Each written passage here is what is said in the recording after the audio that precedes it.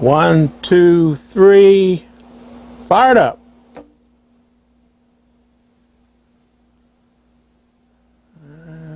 Okay. And whoa. That ain't good. Just got some magic smoke from the flyback. All right, let me see if I can get a close-up of that crack.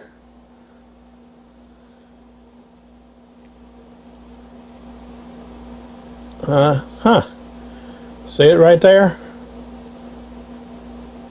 Yeah. That's definitely a crack.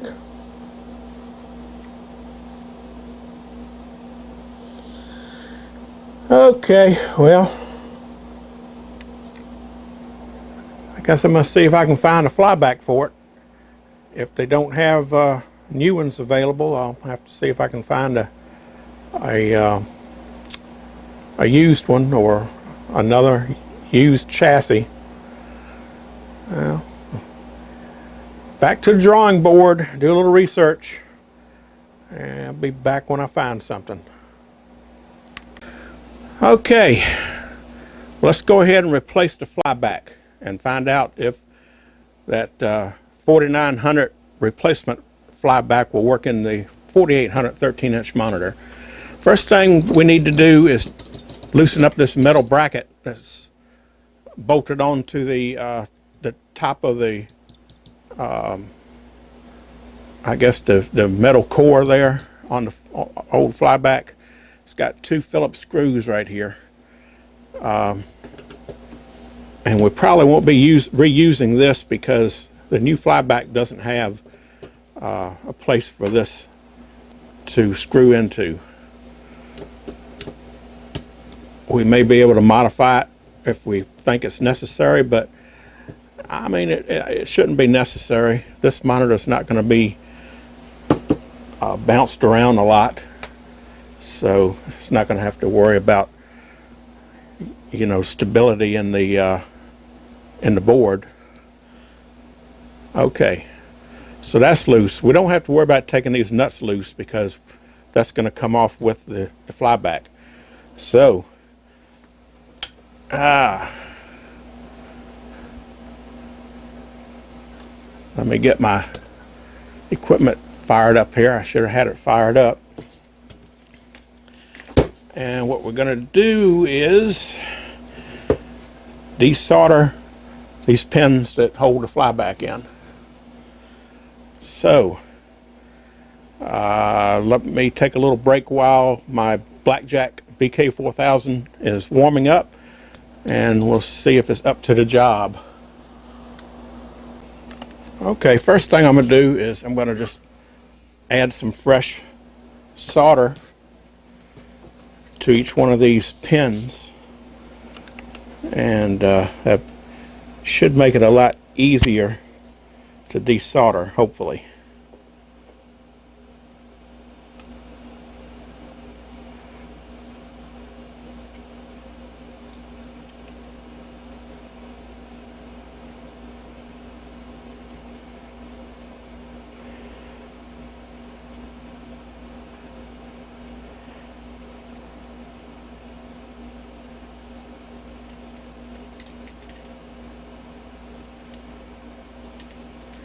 They look like factory solder jobs, so, and I didn't see any cracks on them. The crack is in the top of the flyback in the housing.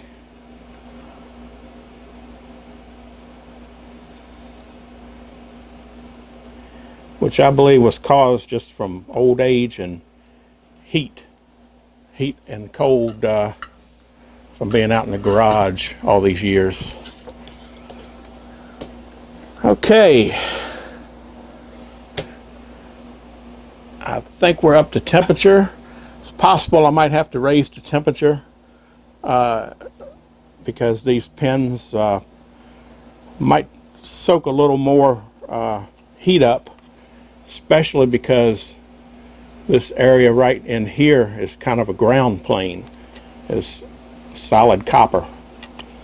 So we'll just have to see how it goes here. I'll start with the ones that over here that's kind of by themselves.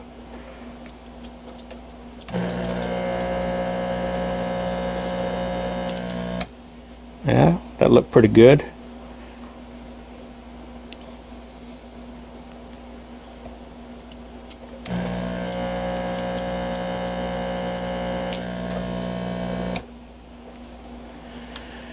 With this desoldering gun, I've noticed, especially since I changed this is not the original one that come with it. It likes to get stopped up right where the end of the tube is that comes through the heating element, where it goes into the little chamber that the solder is sucked up into, and it'll jam up right there. So what I'm trying to do is, when I get it good and hot, I'll suck it up, and I kind of hold it like this to kind of let gravity kind of feed it down into the tube to try to keep that from blocking up. And it seems to be working pretty good so far.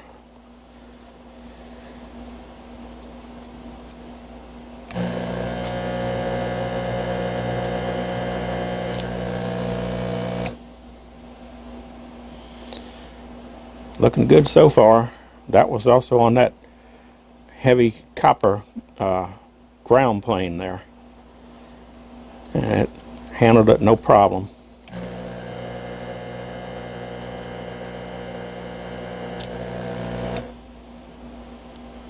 Okay.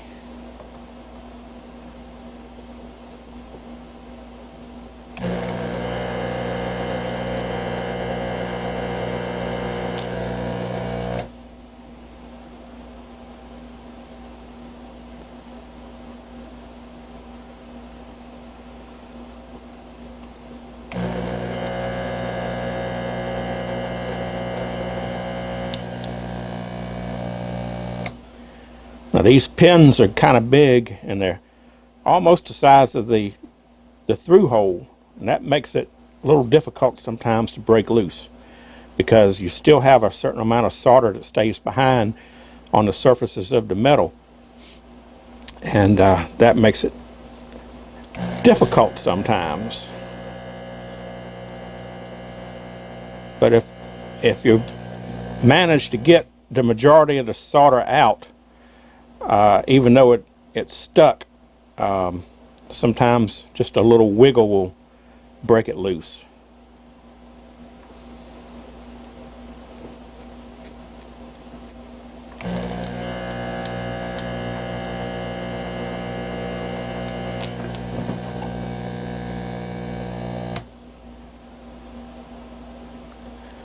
And we're not in a race, so I'm taking my time.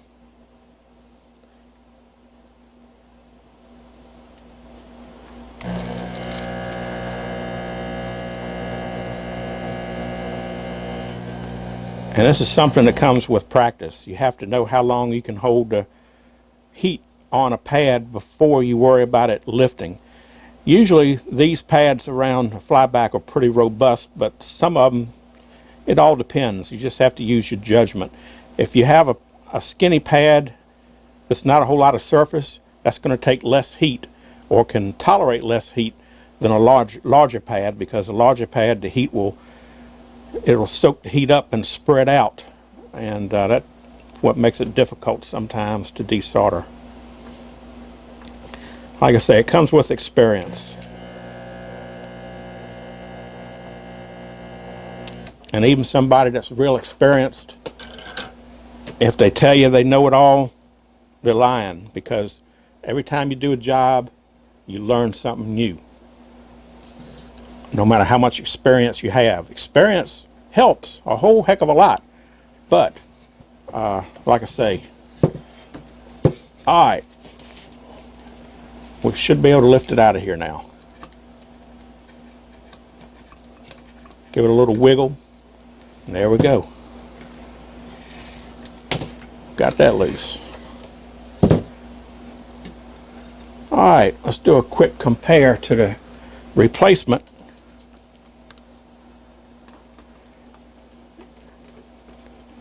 And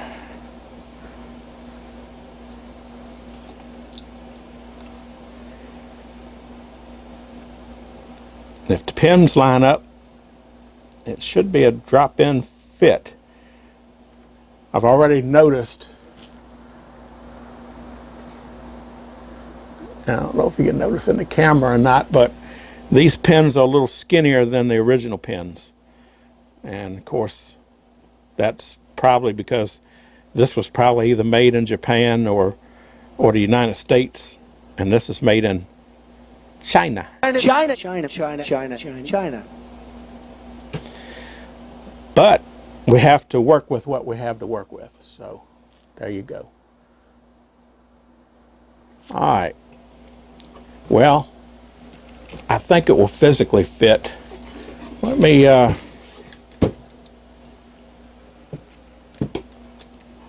just give it a go and see.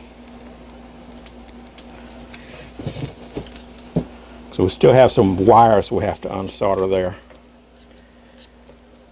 Now this is the difficult part. If these pins are bent, they're sometimes hard to get them to line up. But being a little bit smaller should help things.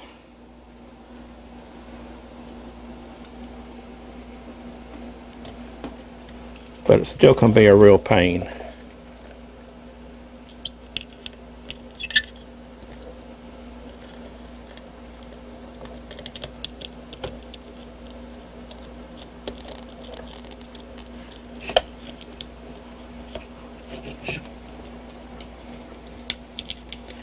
Okay.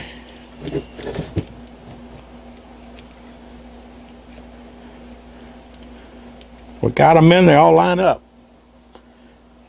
So physically, it's going to work. Okay. That's part of the battle. One of the most important parts of the battle. All right. Now we got these two wires to deal with. Now I think this white wire that comes off the top is the focus wire, because even on here this is the focus control, and it probably hooks up to this, a terminal on this side. It's got 1, 2, and then the screen has got 3 and 4 down here. So I would think this is, I'm pretty sure this is the focus, because on your neck board here, this wire right here that goes in here is usually a focus wire. Sometimes this will break off in here, and sometimes the pin will break in there and you'll lose focus on the picture. So what we're going to have to do is take this piece off and unsolder that wire. So let's go ahead and do that next. All right. How do we do that, you ask? Like we do everything, very carefully. It just kind of slides on, and it's got 2 little clips on either side that just, when you push them on, they snap into a little recess on the main socket there. So you have to kind of pry them apart a little bit to get it to come off. Not much, but just a little bit. But what you don't want to do is bend them too much, because they're fragile and they will break.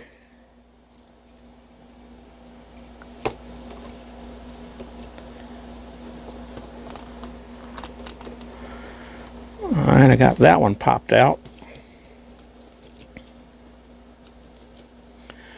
And I'm going to hold a little pressure on this to keep it from sliding back.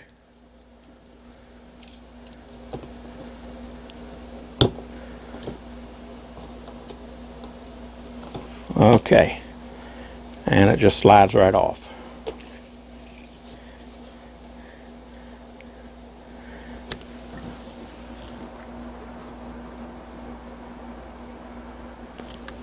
And it's just soldered onto a little terminal right there. So all we have to do is unsolder that and replace it with the wire on the new one. And it looks like it goes through an eye and bends up and around. So ain't gonna be too bad. I wish I had my little helping hands here to hold this thing, but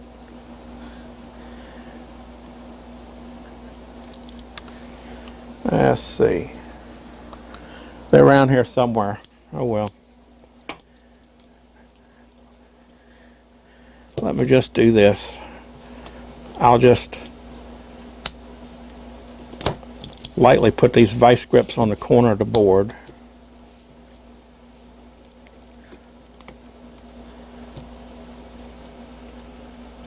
Okay, make sure we're not going to squeeze any electronics.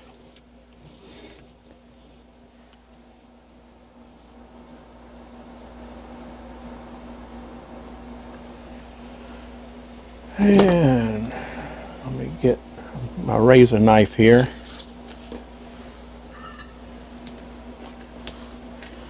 Get some solder. Reflow a little solder on it. I might be able to just grab the wire and pull it off, but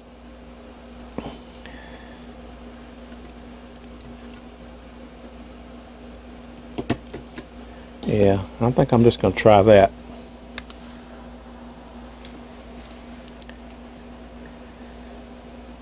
See if I can just heat it up and pull it off, loosen it up. It's definitely coming unraveled. There we go. That wire is loose.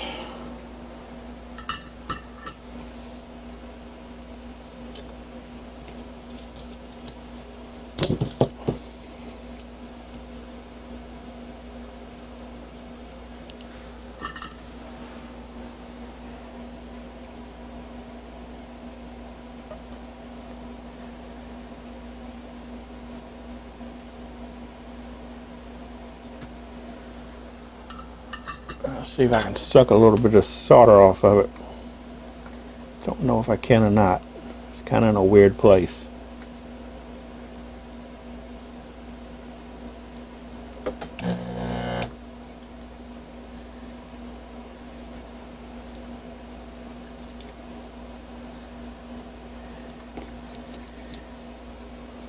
Nope, I don't think it did.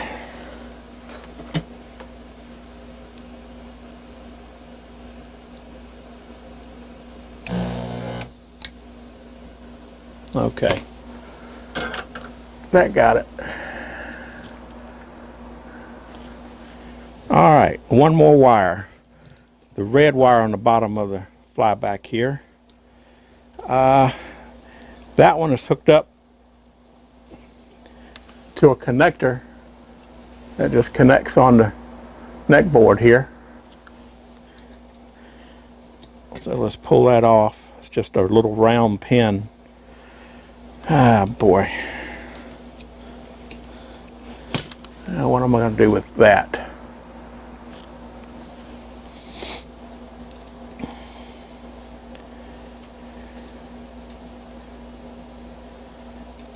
That's a small pin.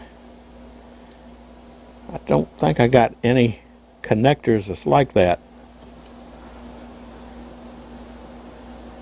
So what I'm going to have to do probably is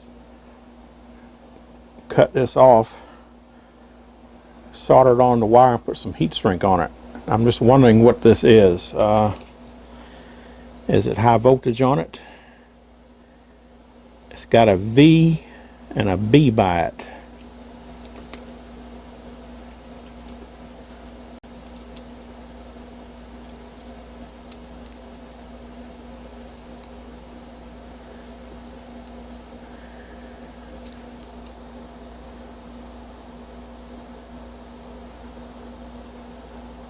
I'm not sure what that wire is. Would that be voltage for the filament, maybe? I know voltage from the filament comes from the flyback.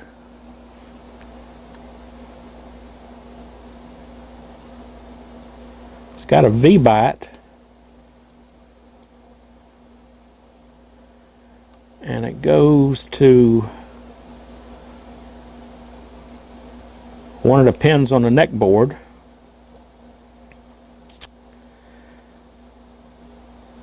It's got 8-point G2 by it. Would that be a grid 2? Because here's G1 down here.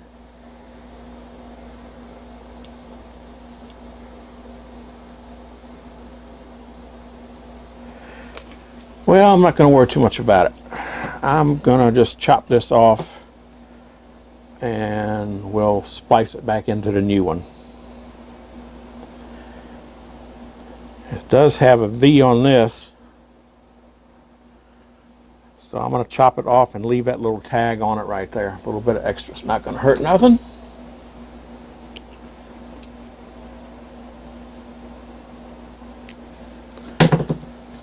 All right, and the original flyback.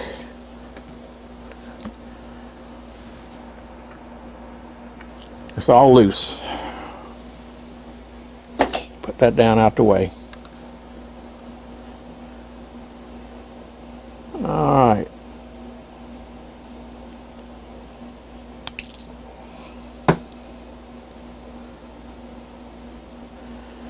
Now, that's a teeny tiny wire in that.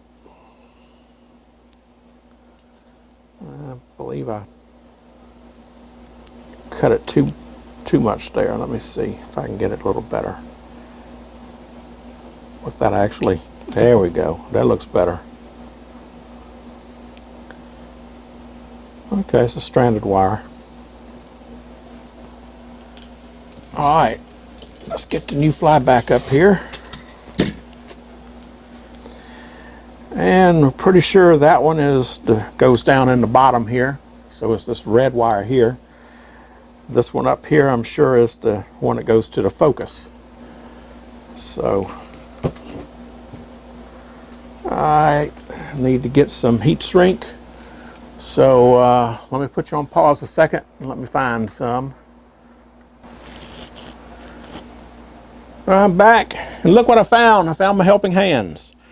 This is an antique. This came from Radio Shack years and years and years ago. All right, first thing you want to do if you're going to solder wires together and you're going to put heat shrink on it, make sure you put your heat shrink over the wire before you do your soldering. It's nothing worse than doing a solder job and then finding out, oh, I forgot to put the heat shrink on it. Yeah. Been there, done that. How many of you have been there and done that? I know if you say you haven't, you just don't remember. Let me get this through the right side here. All right, I'm just going to do, I guess you would call it a sweat joint. I'm not going to tie it together. I'm just going to tin both wires with solder.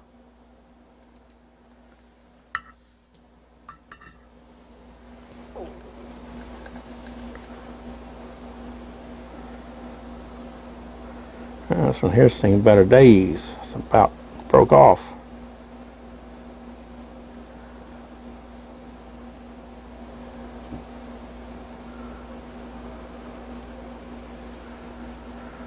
All right, I might survive this time. All right, let me tin this one.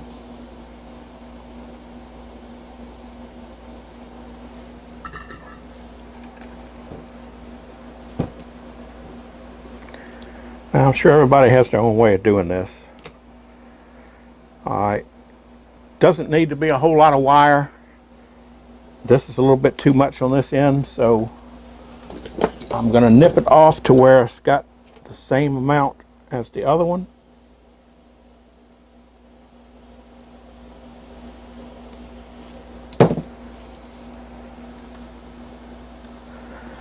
That way when I solder them, they'll match up to each other.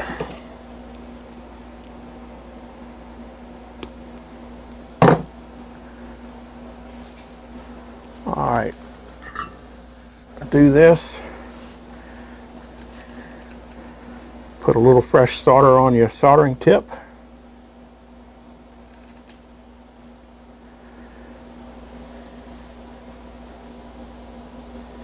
And you line it up.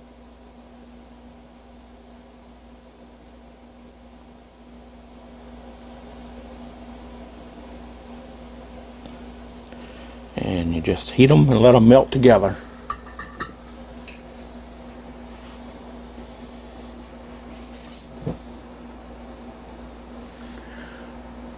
And there we have it.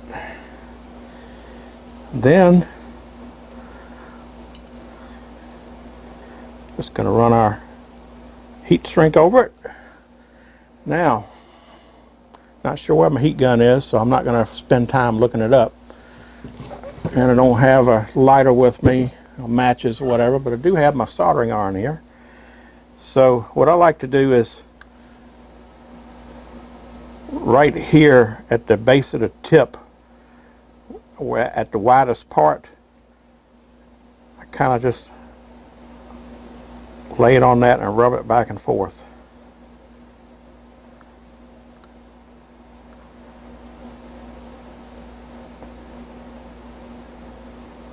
Because if you put it right on the tip, all you're going to do is get solder all over it.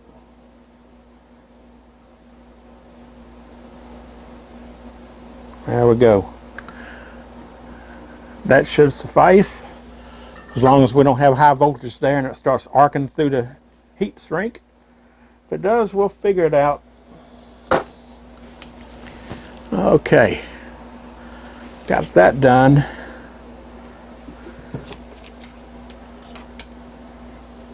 Now let's take our other wire, and now we're going to have to put it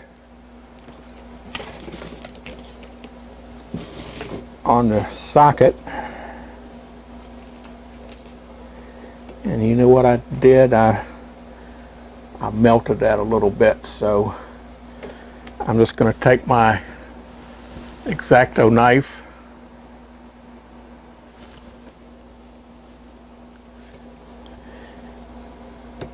and just cut that little lip off of it.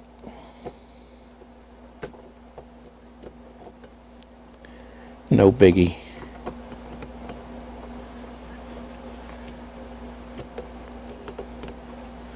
Just clean it up a little bit.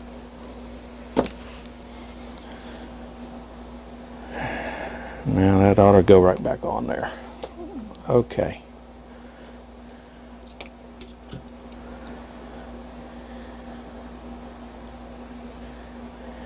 Now it came in from the top.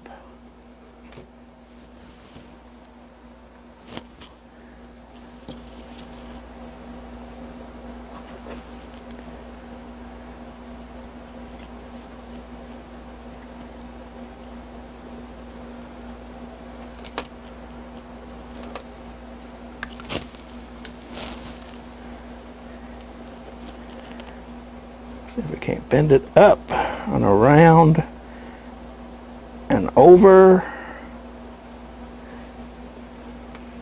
Okay.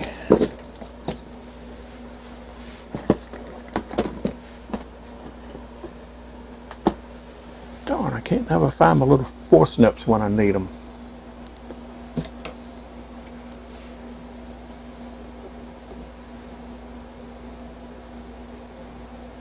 It's okay, we got her.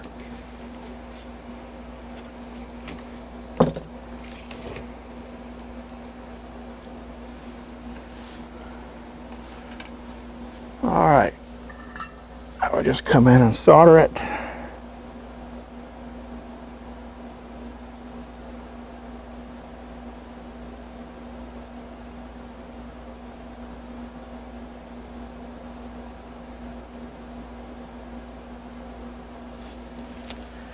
You make sure you solder that good, because like I say, that's your focus wire. And it looks good.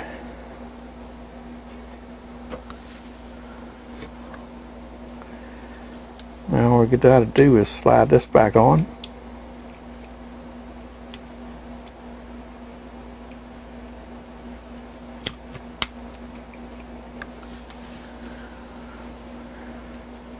good as new. All right, and I'm going to wait and plug that other plug in after we solder this in. All right.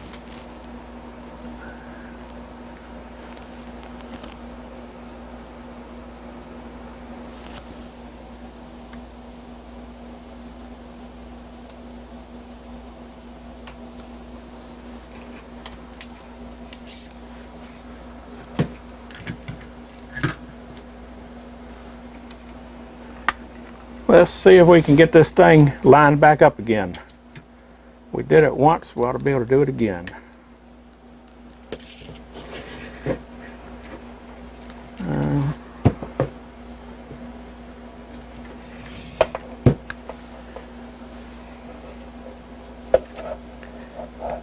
You can kind of see to get the first one started.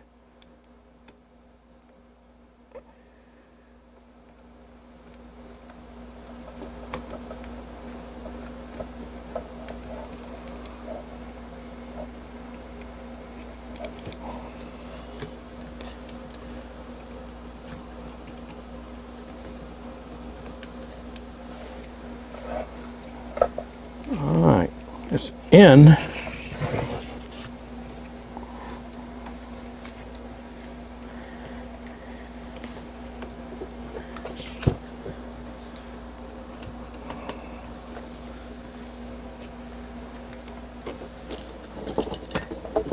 Alright, we got my foam block put under here.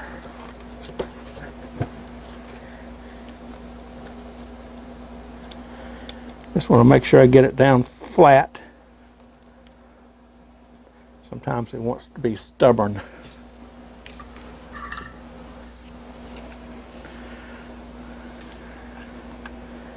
All right, I'm going to start with one right here.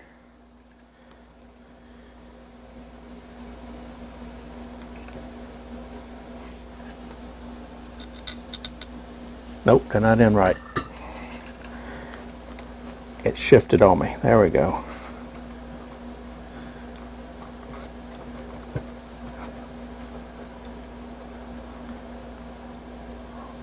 Okay. See if I can get one tacked in before it moves again. I'm gonna get the one right here in the middle.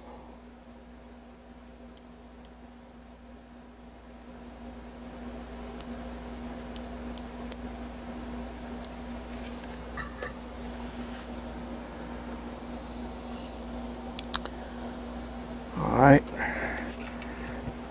Now I'm going to look at it and see if it looks like it's down all the way.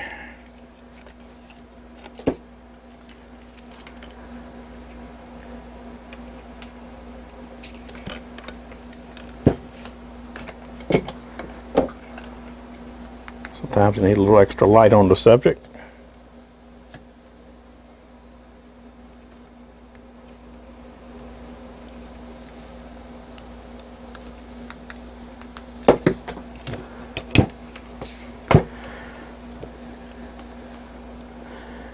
I think that looks good.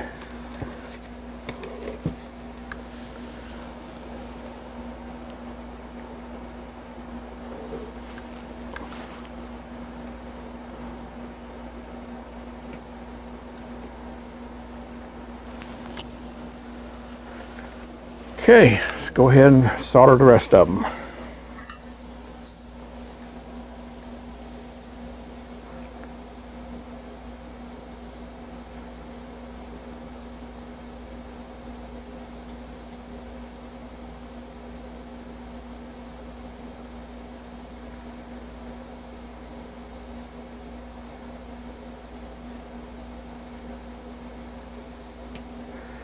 Just want to get them hot enough to where you see the solder flow.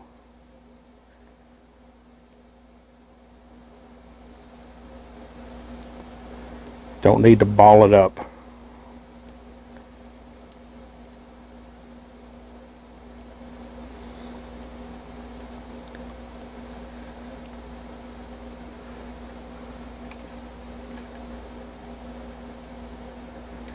I like to start on one side and move it to the other side and then move it back. Kind of gets even heat all the way around it.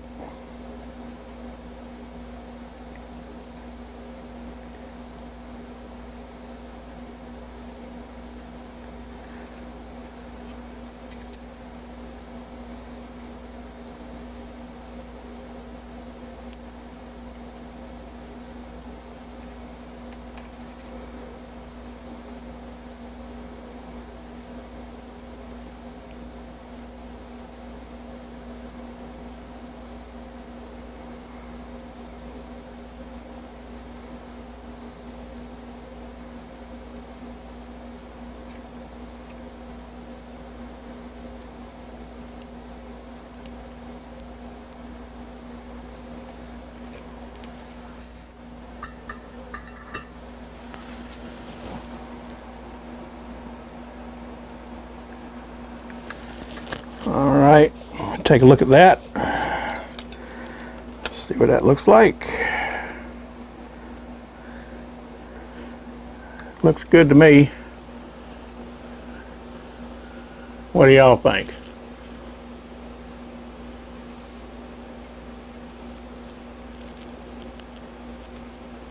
Yeah, I think it'll do. Okay.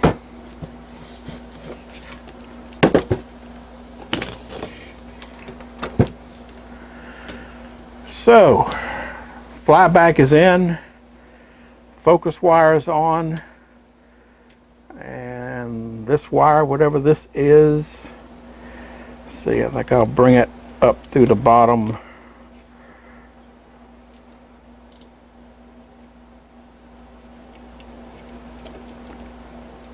And plug that in.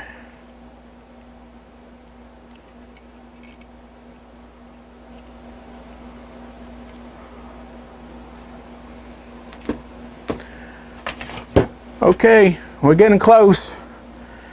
Now I'll go ahead and I'll put the frame and the tube back up here. Let's mount this thing back in, and we're gonna find out what happens. Let me see something real quick. What did I do with the old flyback? Put it on the floor here. I'm just curious if this piece will line up. And no, it does not. This will stick up too high. If you wanted to, you could take this off the old flyback, and you could measure the distance from the mounting holes over, and you could cut a slot in here just like the slot that's already in on this, and you could cut that slot and it would probably just slide right down over top of that if you wanted to do that, but I don't think we need to do it, so I'm not going to worry about it. All right, let me go get set up, and we'll see if it works. Okay, let's put this chassis back in and get everything hooked back up.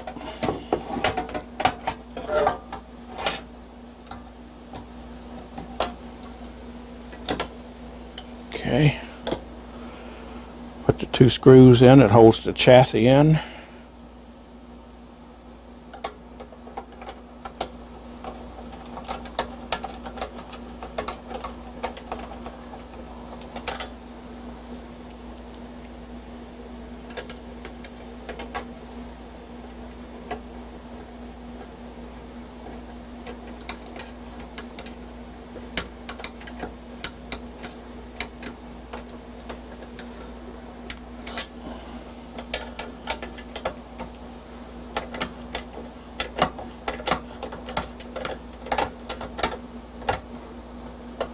Okay, chassis in.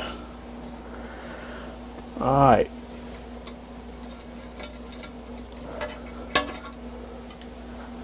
Hook up the degaussing coil.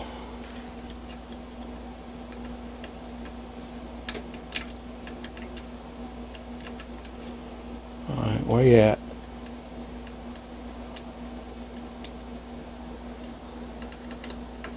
There we go.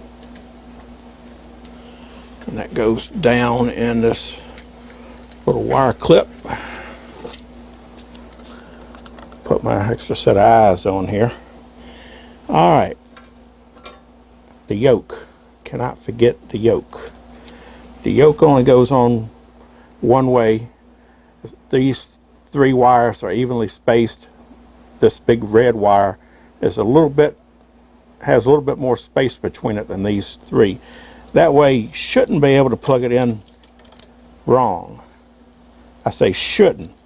There are some people that seems to be able to do anything.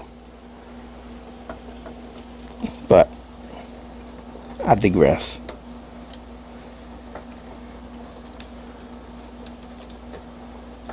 Okay. I hate plugging them in because it flexes the board so bad. All right.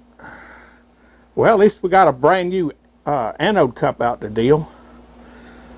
It's a little long, so I guess we could, I've seen them tie loops in them.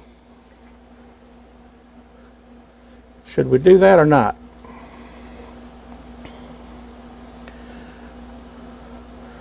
You know what? I'm not. I'm just gonna go with the flow. We'll just try to conform it, yeah, to keep it out of the way. All right, let's hook these little boogers up.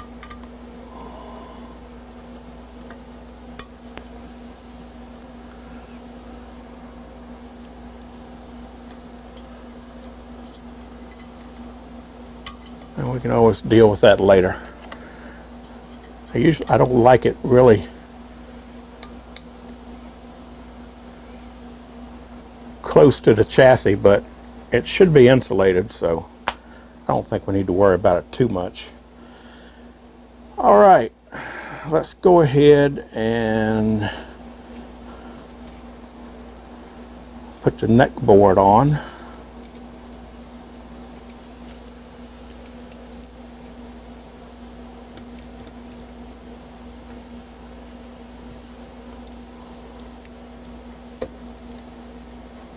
Okay, this wire might be a little long too, but we'll kind of do something with that too eventually. Right now we just leave it right there. Now we got to hook our DAG wire back up, and for the time being I'm just going to twist them together. I know some people are saying no, you can't just do that. Well, this is just temporary until I find some type of, either replace the wire completely or find some type of connector where you can put in there.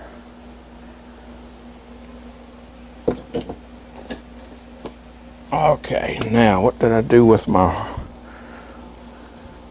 tape? Got to get it. It fell down on the floor.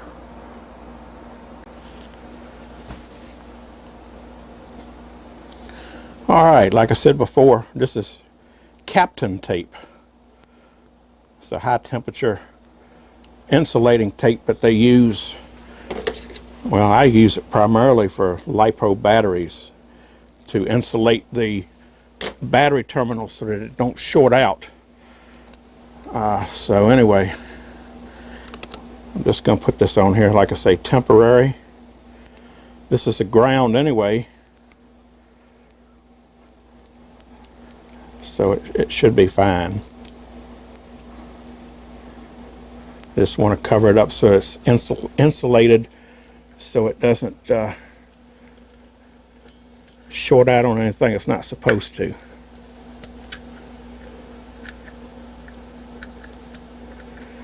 And I'll put it down in the little hold down thing here.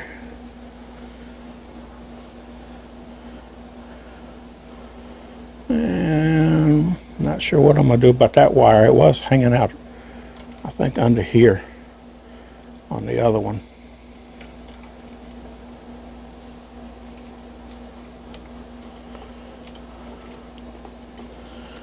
Okay.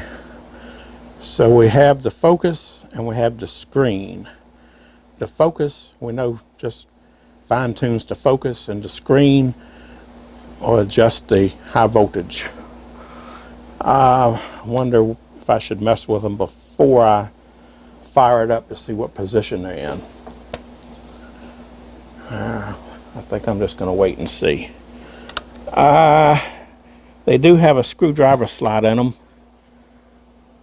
You can put a Phillips, yeah, a little Phillips. But you can also just use your thumb, your finger and your thumb. All right, well, are we going to get a picture? Now, this video right here, I'm going to put out as a separate video just to see. Right now, we're trying to see if this new 4900 flyback will work in this 4800 chassis. But this is part of a bigger video, which I might have to break up into pieces, or I might splice it into one long. But this will probably come out first. So if you're interested in seeing a tube swap, this is a tube I got out of a television set. And I filmed the whole process, or videoed the whole process, from taking the television apart, putting it in here, making all the changes, and that's when we got up to the flyback had a crack in it that I didn't know about. So let me know in the comments of this video if you would rather have that video as one long video, or do you want me to break it up into parts. If this works, we still have to probably adjust the yoke, maybe adjust the convergence and all that stuff. But right now, we're just worried about, will this high voltage transformer work in this chassis? And if we get a full screen picture, I'm going to say yes. And I'm going to call this video. And then I'll complete the other series that I've been working on. And like I say, if you want to see the whole process from start to finish, check out that video. But with that said, I'm going to go ahead and hook up the test pattern generator anyway. And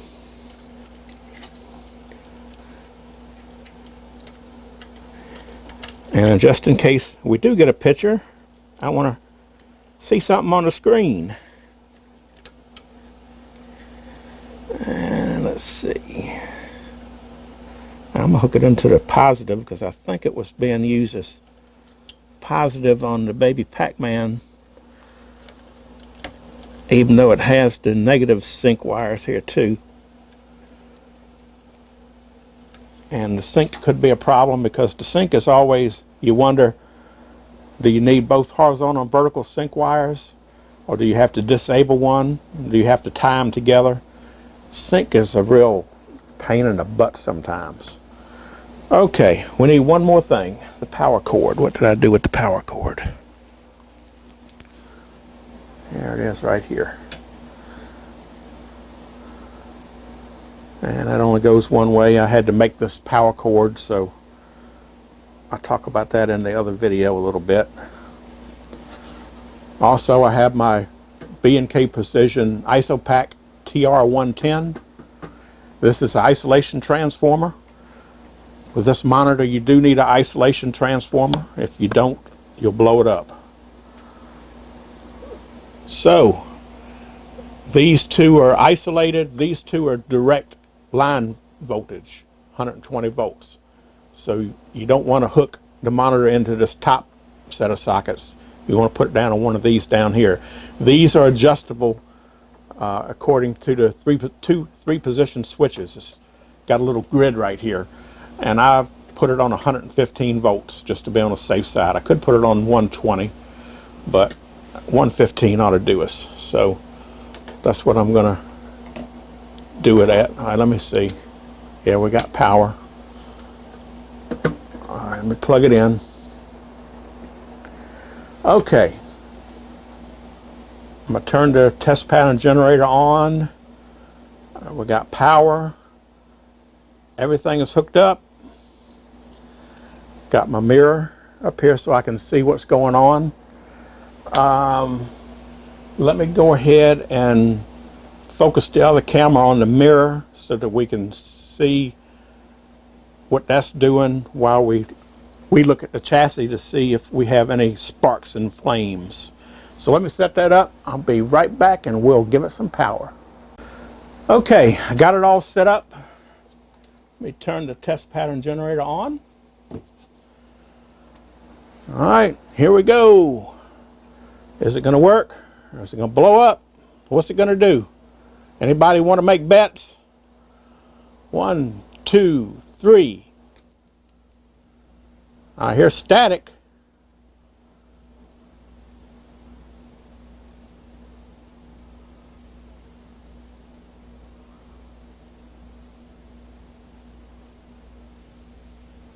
But I don't see a picture. But I don't see any smoke or fire. Okay, let's turn the screen voltage up.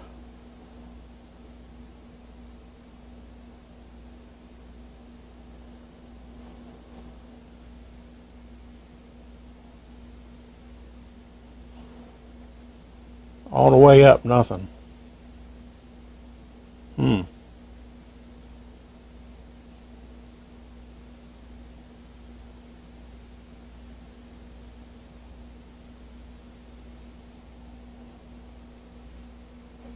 Well, that's disappointing.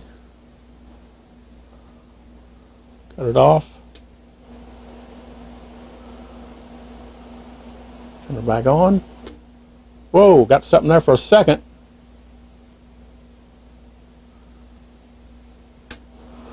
Maybe it's going into high voltage shutdown.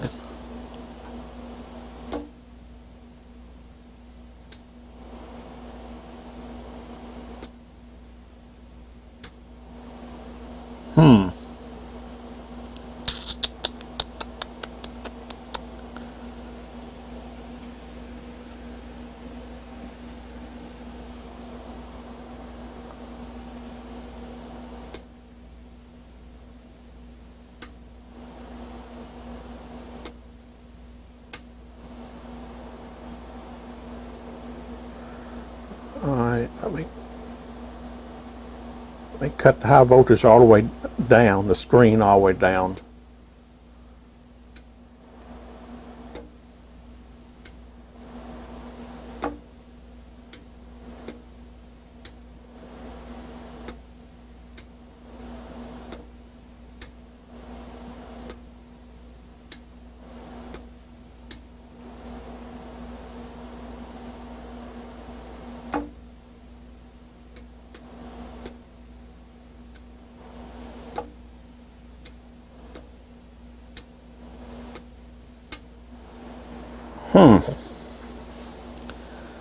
All right.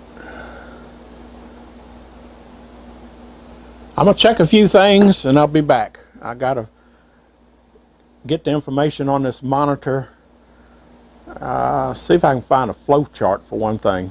And I need to check the B plus to see if we got B plus. I know we got some high voltage because we're seeing the flicker on the screen, but it might be going into high voltage shutdown. It looks a little green, so I need to get my deoxit and clean all these controls, all these pots. May have to end up replacing the pots, but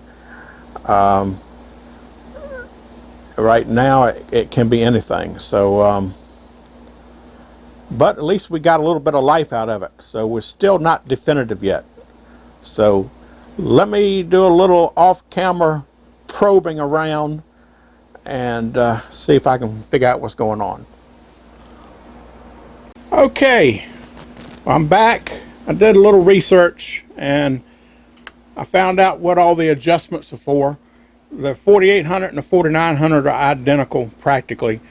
The only difference I can find out looking at the schematics is in the high voltage section you got one resistor that's a little bit different but not much, and the resistor for the heater voltage on the tube is a little bit different, but not that different. So all the voltages that come from the power supply that goes to the flyback are identical. So everything else is pretty much identical. So I don't see any reason why this replacement 4900 flyback will not work in the 4800. but I do still have a problem. And let's see if we can figure out what that problem is. So first thing we're going to do is we're going to check the B plus voltage. Now, unlike the monitors like the G07, which has an adjustment pot where you can adjust the B plus, this monitor does not have an adjustment. It has a, I think, an IC that regulates it. So all you can do is check it and go from there. So the way we check it is right down here you got this resistor, and on this end hook your positive lead to your meter, and then your negative lead is chassis ground. So let's turn on the voltmeter here, and it's on DC volts. Now I'm going to power it up, and I also want you to see how long it takes for the picture to come up. Now I was able to adjust all the color settings and everything. I got a fairly decent picture out of it, but the way I got any picture at all was this control right here, which is the black level pot. If I turn that all the way counterclockwise, it's the only way I can get a picture. It's got to be fully counterclockwise. And then the picture comes on dim at first, and the longer the monitor stays on, it creeps up and gets a little brighter. Sometimes it starts out kind of bright, but most of the time it's kind of dim. So let me go ahead and turn it on for you, and I'll show you what it does. So here it goes. Wait a minute, let me turn the test pattern generator on. Okay, got that on. And let's fire it up. It's on, power on.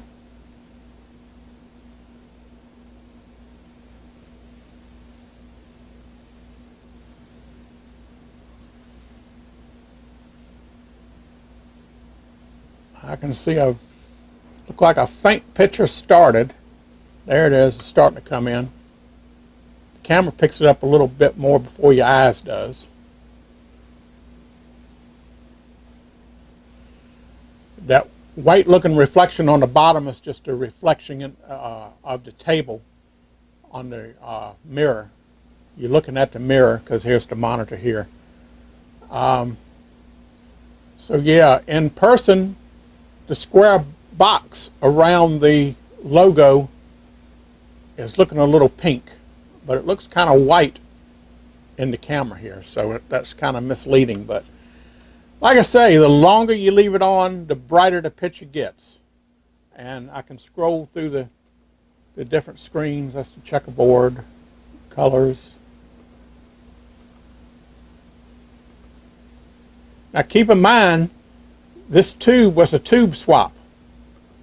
And the only thing I did is got a blotch on the left-hand side in the center. I'm hoping that'll come out with a degauss, but I'm going to wait until I figure out this other problem before I get into that, and that's in the other video. Because this was a tube swap, and the only thing I did was put the original yoke back on. I slid it up to the wedges that were already on the tube from the donor TV, so I haven't had to adjust the yoke yet. And then I used the rings, the convergent rings right here, off of the donor TV tube. So these are the same rings that was on this particular tube that was in the TV. And I put them back in the exact same place, and they are pretty doggone close. But anyway, like I say, that's another video that I'm working on. And there's the Tetris blocks. Now, you see right now, the crosshatch is a little weak. You can see the horizontal lines pretty good, but the vertical lines are just barely there, and the little dots in the square is kind of non-existent right now. But the longer you leave the monitor on, they will all come in. As a matter of fact, let me adjust the black lever and see if I got it turned all the way counterclockwise. Yeah, it's turned all the way. Also, the screen control. down here on the flyback. If I turn it up, see, it just kicked in, but I turn it down all the way and back up. It just has that little bit of punch it gives it, and then after that, it doesn't have a whole lot of effect on it. Right now I got the screen adjustment turned all the way up, so if it was working correctly, you would see retrace lines on the screen. So something is still not right. So anyway, I have the here's the voltage for the B+. It's supposed to be 130, and that's 128.4. So we're good there. I don't think that's a problem. And as you can see, the crosshatch is coming in even brighter now. All right, now I got my high voltage meter out, and let's check the high voltage. The high voltage is not adjustable on this either. There's no way to adjust the high voltage. It is what it is, whatever it is. So let me make sure I get it on there. And see if I can get it on the meter here where you can see it. And that looks like 22 kilovolts. Now I don't know what this is supposed to be, but I was guessing anywhere between 20 and 24, so I'd say that's looking pretty good. So we got high voltage, and we got our B+, but it's one thing we don't have, one critical thing, and that is net glow. There is no net glow at all. Let me cut this light off.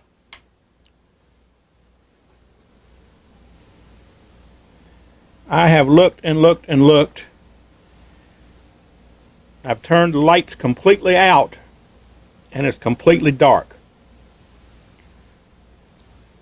The red you see is a red magic marker that I put on there, a red Sharpie to line up the yoke rings.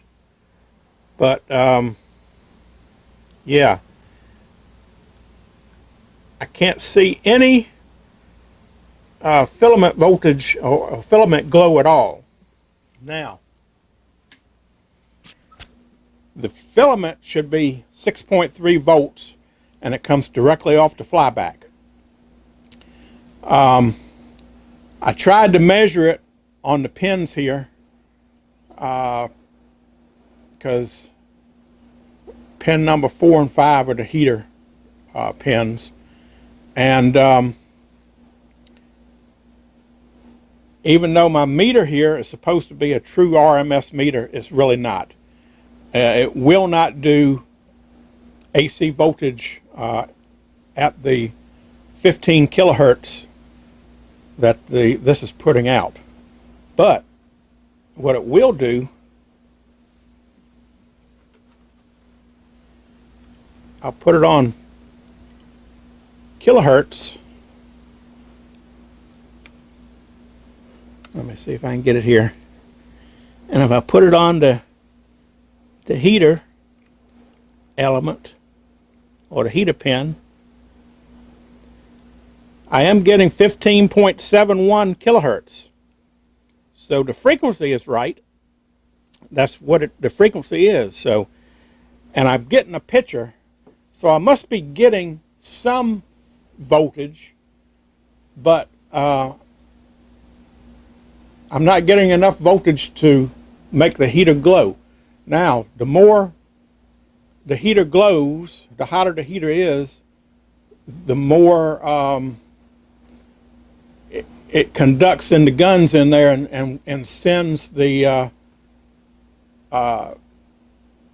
it affects the brightness is what I'm trying to say. I don't know exactly how it does it, but without heater voltage, if you had no heater voltage, you would have no emissions, and the picture would be dark. So just by looking at, I'm getting a picture, I have to have a certain amount of heater voltage. Thing is, I can't measure it because my voltmeter won't measure AC voltage at that frequency. And right now the lines are starting to look a little jagged. So I think if I turn the screen voltage down, I think that'll straighten up a little bit, but it still don't affect the picture that much. Let me try it here.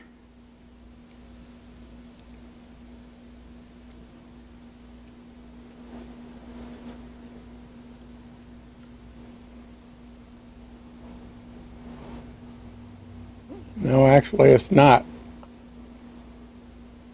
It's not really doing anything. So much for that. Okay. I think if I turn the black level down, it straightens up a little bit now.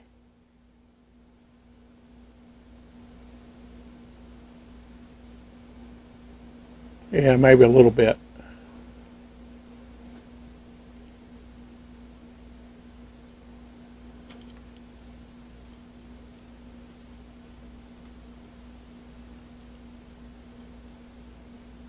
All right, well now I just turned it all the way back up and it's dim. So now I bet if I turn the screen up, it'll brighten it back up some. No? It's weird.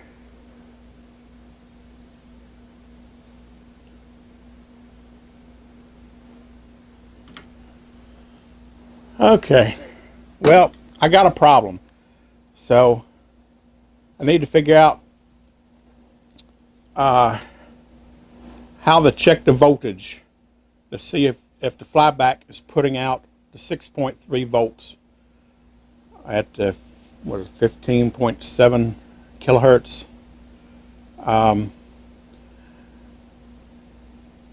It's starting to look like I have a bad flyback, but I don't want to condemn the flyback just yet. So what I'm going to do is I'm going to go ahead and shut everything down. I'm going to pull the chassis back out. I'm going to go over to the chassis and look for, I'm going to follow the traces from the winding on the flyback for the filament voltage all the way to the neck board, and see if I can find any place where maybe it's got a cracked solder joint and it's just barely making connection. I don't know, but I'm going to look that over, and then I'm going to put a cap kit in it. This cap kit I put in 20 years ago, and even though the monitor has had almost no use on it, the caps are still 20 years old. And it was a Bob Roberts cap kit, and I know a lot of people like to rag on Bob Roberts cap kits, but I've never had a problem with them myself. I still got monitors that are in use that have them in it, and I haven't had a problem. So anyway, I'm going to go ahead and pull all the caps out and put a fresh cap kit in it, and I'll probably check these capacitors just to see if any of them check bad with my capacitance meter, and we'll go from there.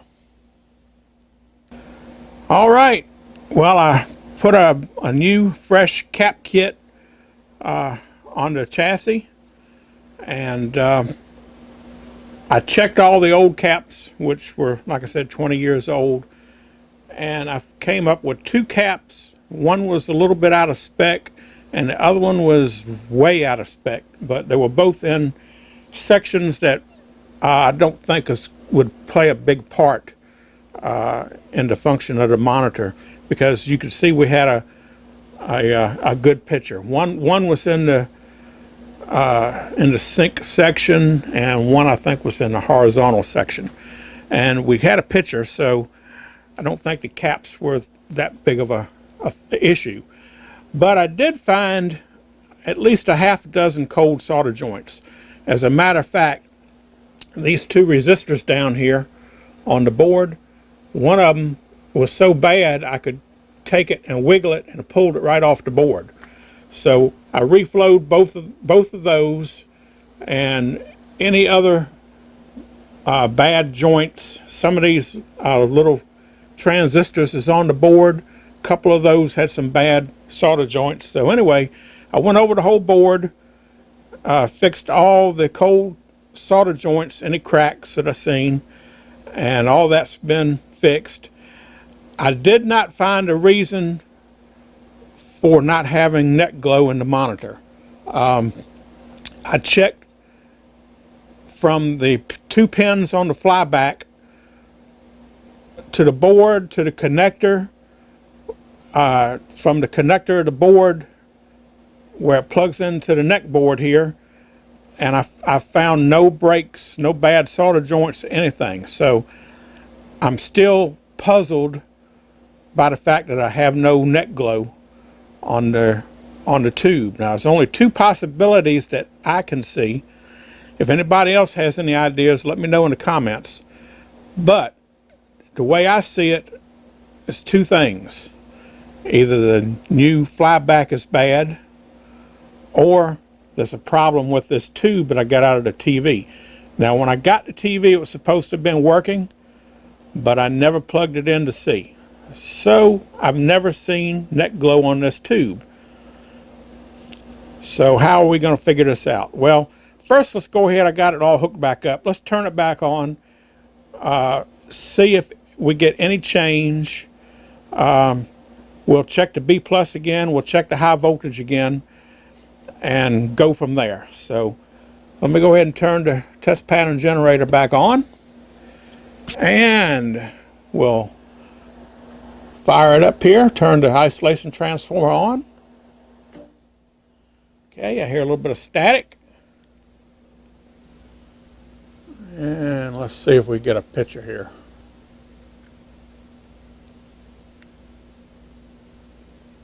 Yeah, we got a picture slowly coming in.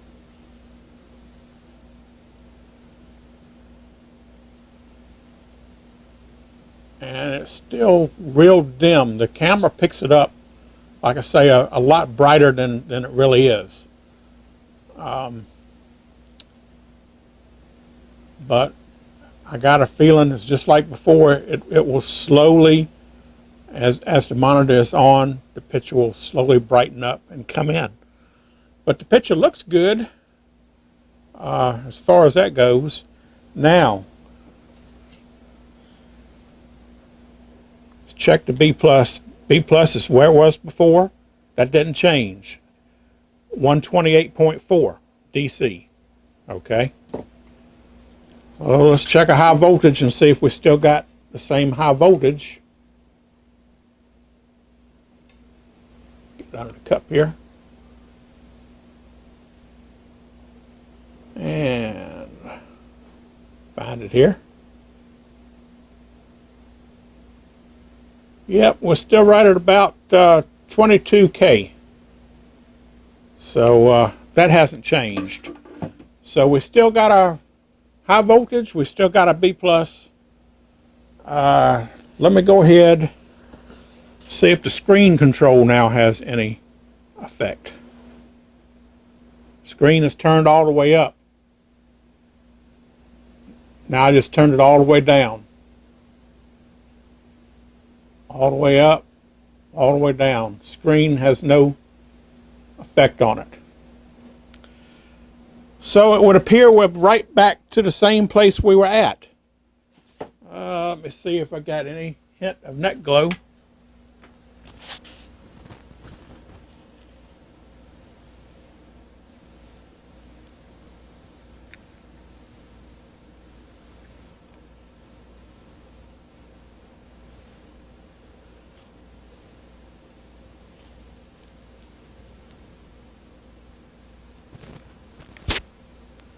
See if I can shadow that light over there. I can't get to the off switch on that light. But no, if it had net glow, yeah, you'd be able to see it. Still no net glow.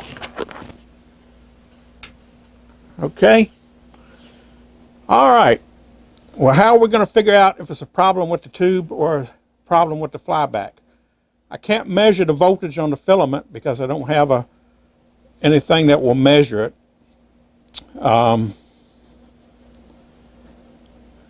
Okay, I'm going to have to do something I haven't done. I'm going to have to break out the big guns. All right, stand by. Be right back. Okay, well, here's what I mean about bringing out the big guns. I've had this for a while. This is a Syncor CR70, the beam builder, universal CRT analyzer and restore. I have never used it yet. I probably had it for 15 years or more, and it's the first time I've actually got it out and attempted to use it. And yeah, I had to do a little reading in the book to figure out how to do it. With this CRT, I had to use the universal adapter. So it's got all these individual test clips that you got to put on the pins of the tube to get it to work. So I had to do a little reading and figure out how to set it up, but I think I got all that figured out. And the reason for this is when you're testing with the tube tester, it supplies filament voltage to the tube, so we ought to be able to see if the filament light's on the tube, and we ought to be able to check the tube and eliminate the tube as any problem. Okay, so that's what I'm doing here. And as you can see here, I have it set up, and I got it set for 6.3 volts for the heater voltage. Got it on filament set right now. So do we have net glow? Well, yes we do. It's still a little hard to see, but as you can see right there, that's the hole in the end of the tube where the socket goes on. Now you can't see that when I got the neck board on, but if we do get around the side here, a certain way you get it, you can see it. Now it's not as bright as tubes that I'm familiar with, like a G07 or some of the other tubes.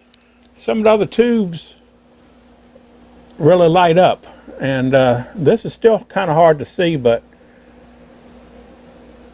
you can see it. Okay, even though it's not that easy to see, but it is there. Now, get the lights back on. I still can't measure the voltage. I tried, and my voltmeter just isn't up to the task, but what I did get was, well, let me see if I can get it on here.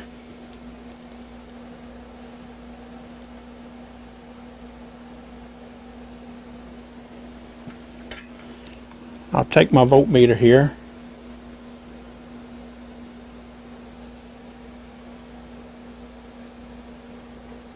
Might have to edit some of this out.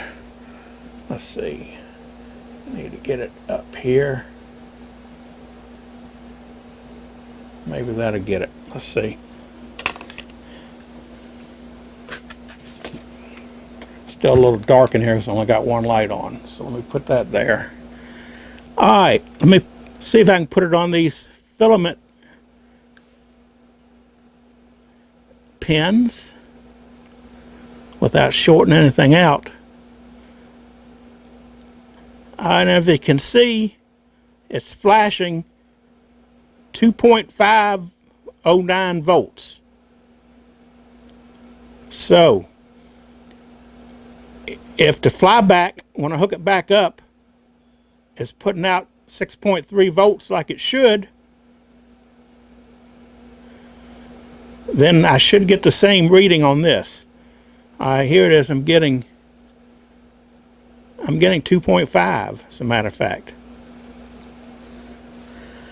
Yeah, it's still the same. So, all right, we should be getting a reading if I put the neck board back on, if the flyback is putting the proper voltage to the tube. So, let's go ahead and put it all back together. Oh, and yeah, I checked all three guns on the tube, and the tube is perfect. So, there's no problem with the tube whatsoever. It has no shorts, and the emissions are good on all three colors, and the emission life, when I press it, doesn't move a bit. So, we should be good to go on the tube. Now, this tube tester, even though I've never used it before, I did loan it out to a local collector who's also a CLOV member, and he used it and he said it worked great, so he had no problems with it. But like I say, this is the first time I've busted it out, and yeah. Now I know there's nothing wrong with the tube. Now still, this flyback is advertised for a 4900 instead of a 4800. But I don't see any difference in the chassis. It's just slight differences, like, you know, slight resistor change here and there. All the voltages going to the flyback are identical. So it should be putting out the same heater voltage regardless. And I'm getting 22 kilovolts out of it. So it should work. But right now I'm thinking that flyback is bad. But let me hook it back up and see if we get the same reading on my voltmeter. Even though it's not accurate, it should produce the same level that I was getting. That's what I'm thinking anyway. So let's find out. Okay, got it set back up. Let me turn the test pattern generator on. Whoops. Got to plug it in. I had power off while I was checking the tube. Always a good idea to unplug it. Okay, let's fire it up. Okay, here's static.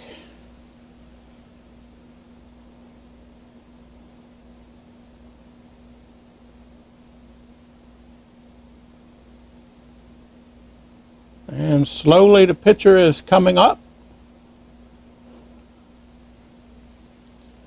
Now the first thing I want to do is I'm going to use the same voltmeter that I tested the heater voltage with when it was on the Syncor CRT tester. And I want to see if I'm getting the same reading or if I'm getting any reading at all. That should be it won't tell me what the exact voltage is, but the Syncor is supposed to have been 6.3 volts. That's what was on its meter. So the reading that I get on my meter should be compatible with the 6.3 volts. I should get something similar. So let's find out. All right. Get this on AC volts. And let's see if I can get it on the heater voltage here without shorting anything out.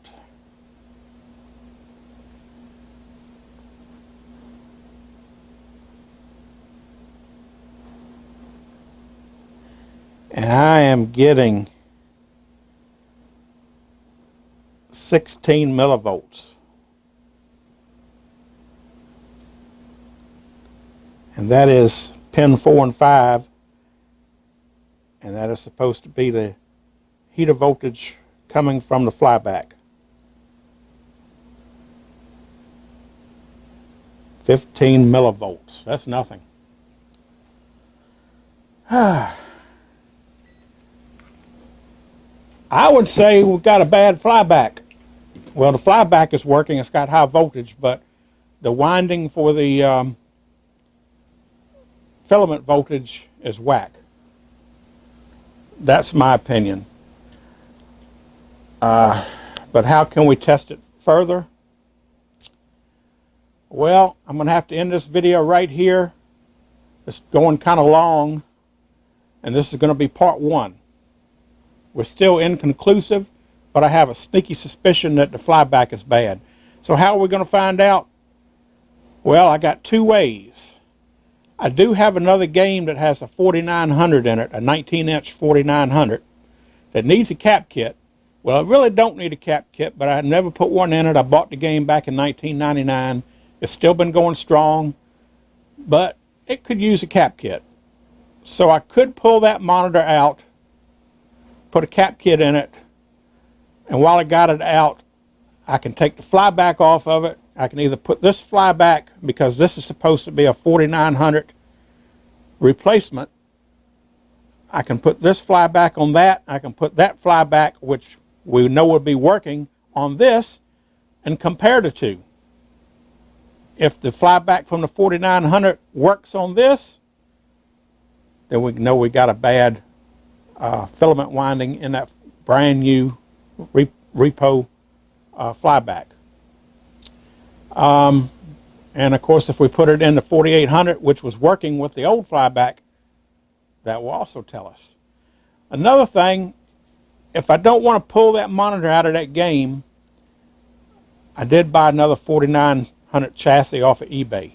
Don't know the condition of it.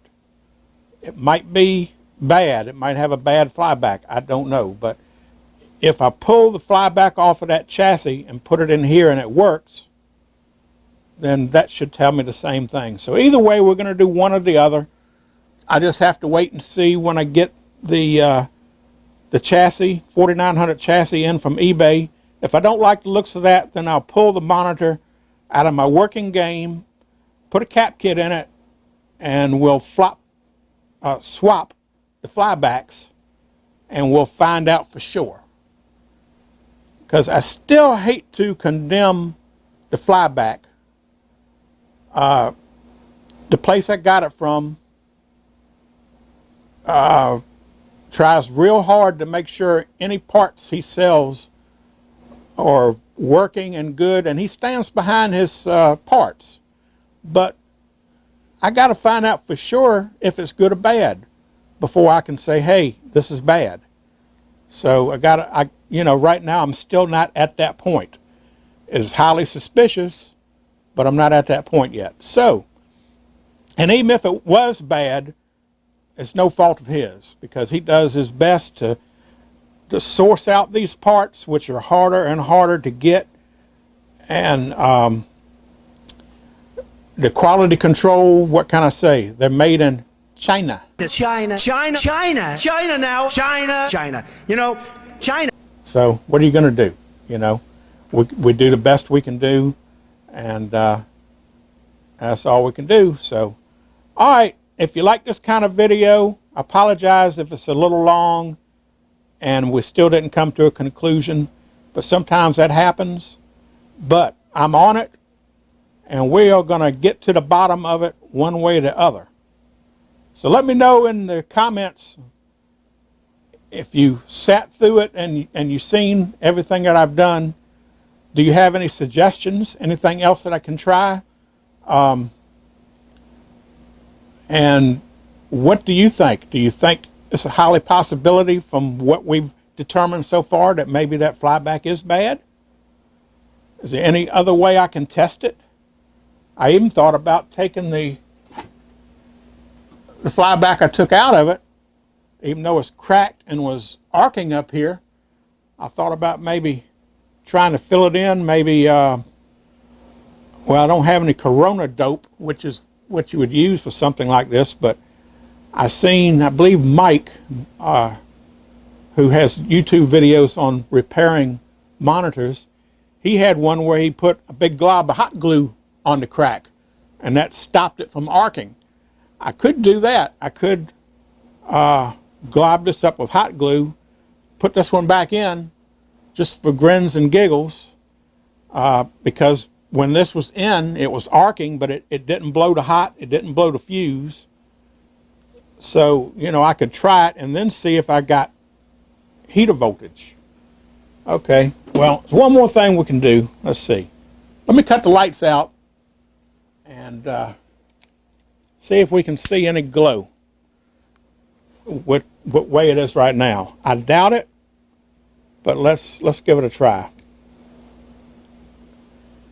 We can't see at the end of the neck here because the tube socket hides it, but maybe we can see some in here. So let me cut the lights out here.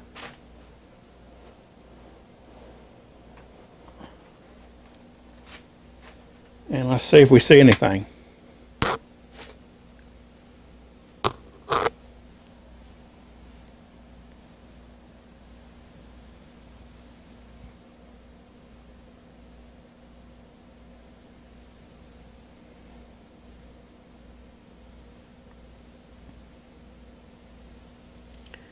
That looks like maybe net glow.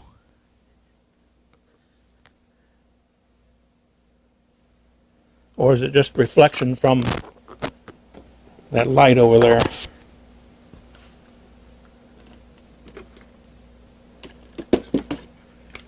They cover that light up. That might have just been reflection. Because with my naked eye, I don't see nothing. Yeah, that's all that was. Reflection from the power light on the isolation transformer.